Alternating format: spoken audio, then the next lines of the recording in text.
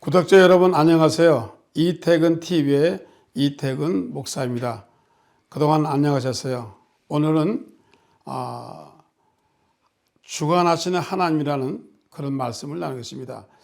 사도행전 17장 24절부터 25절에 이런 말씀이 있습니다.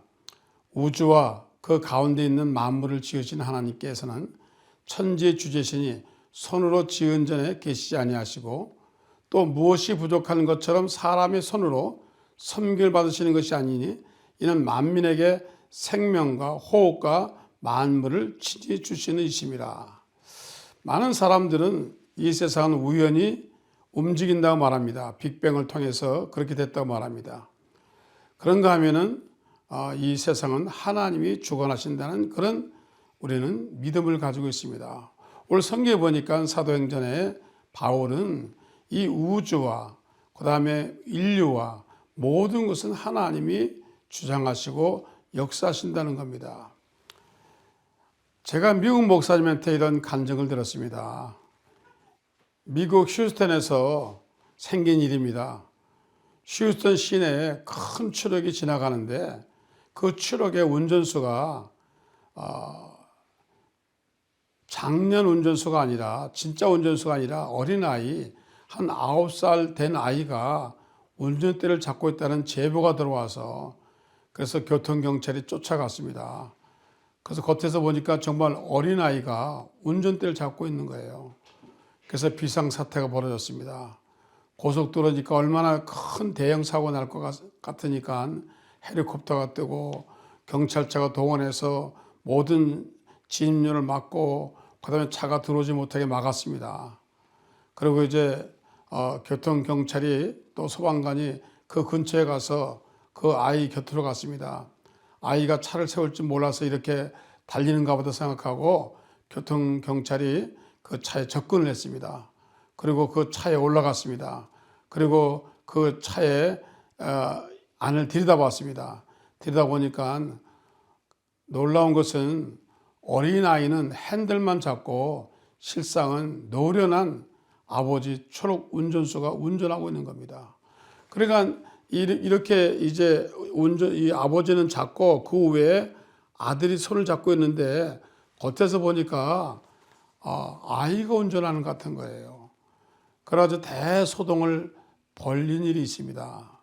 저는 그 얘기를 듣고 그렇지, 우리가 이 세상을 주관하고 내 인생을 내가 주관하는 것 같아도 결국은 하나님이 주장하시는구나. 내가 한 것 같지만, 내가 붙든 것 같지만은, 내가 움직이는 것 같지만 결국은 배후에 하나님이 하신다는 겁니다. 그래서 우주 전체를 하나님이 주장하신다는 것입니다. 기상과학자에 의하면은 이 태양이 이 1cm만 지구 쪽 안쪽으로 들어와도 사람은 타 죽고 1cm 바깥으로 나와도 사람은 얼어 죽는다는 것입니다. 하나님이 정확하게 이 지구와 달과 태양이 굉장히 정확하게 돌아간다는 것입니다. 하나님이 역사합니다. 밀물과 썸을 보세요. 얼마나 교묘합니까? 봄, 여름, 가을, 겨울, 계절은 또 얼마나 기가 막힙니까? 하나님은 이 우주를 주장하시고 움직이시는 것입니다. 여러분도 알다시피 이스라엘 백성이 광야에 있을 때 어떻게 했습니까? 불기둥과 구름기둥으로 저들을 도와주고 저들에게 만나를 내리시고 또 저들에게 말을 변해서 또 단물이 되게 하시고 놀라운 우주의 역사를 하나님께서 역사하실 것입니다. 오늘 우리는 이 모든 것을 하나님 움직이신 사실을 깨달아야 됩니다. 기근도 하나님이 하시는 것이요, 쓰나미도 하나님이 하시는 것이요, 온풍도 하나님이 하시는 것이요, 하나님은 봄에 봄바람을 부으시고 여름에는 비를 내리시고 가을에는 햇빛을 통해서 거두게 하십니다. 하나님 우주를 다스립니다. 하나님 짐승도 다스리시고 하나님 저 바다도 다스리고 하나님 저 산도 다스립니다. 제가 캘리포니아에 그 레드우드라는 곳에 관광을 간 적이 있습니다. 근데 거기 갔더니 산불이 자주 나는 거예요. 그래서 그 분에게 물어봤습니다. 왜 산불이 자주 나는데 끄지 않습니까? 목사님, 산불이 가끔가다 나는데 우리가 끄긴 끄지만은 인명피해가 나지 않도록 끄고 그리고 집이 타지 않도록만 막습니다. 왜냐하면은 가끔가다 산불이 나서 병충해를 없애준다는 겁니다. 산을 소독한다는 겁니다.